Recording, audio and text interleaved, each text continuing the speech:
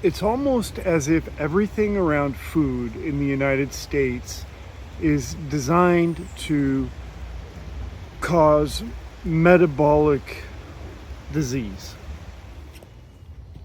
As we count down to the final episode of season 1 of the Morningwood Chronicles, I thought it would be worthwhile to address some bigger picture issues that have been on my mind.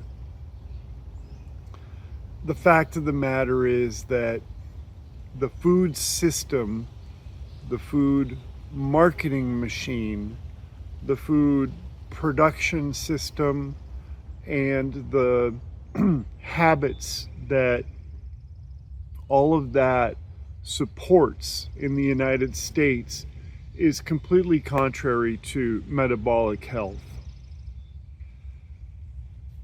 I was at a restaurant the other day and I was looking at the menu up on the wall, and the only thing that I really saw that was sort of appealing to me were the omelets. But I'd had an omelet for breakfast and I didn't really care to have another omelet for lunch. It was only when I looked around the corner that I realized there was one section of the menu with some salads that looked pretty good, but it was not front and center.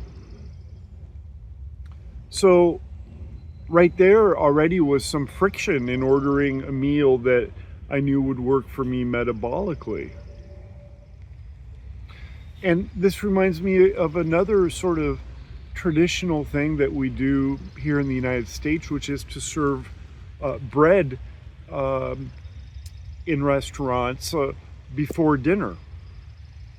And anybody who's been following my journey over the last 6 months will recall that eating bread by itself at the beginning of a meal, this is the complete opposite of one of the main habits that I've developed to help me maintain metabolic health.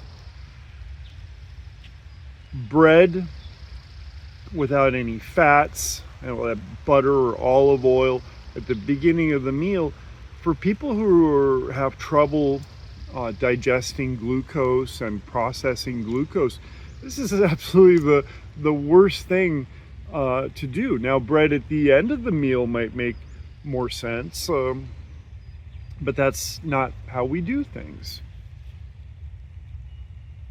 In terms of the food industry itself, I think there's a growing recognition that there's really a problem.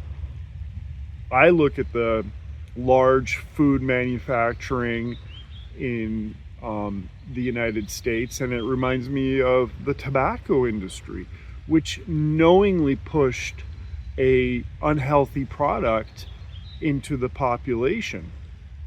And this is exactly what is happening with highly processed foods that are designed by food scientists to be easy to eat without stopping. I mean, think about potato chips, think about so many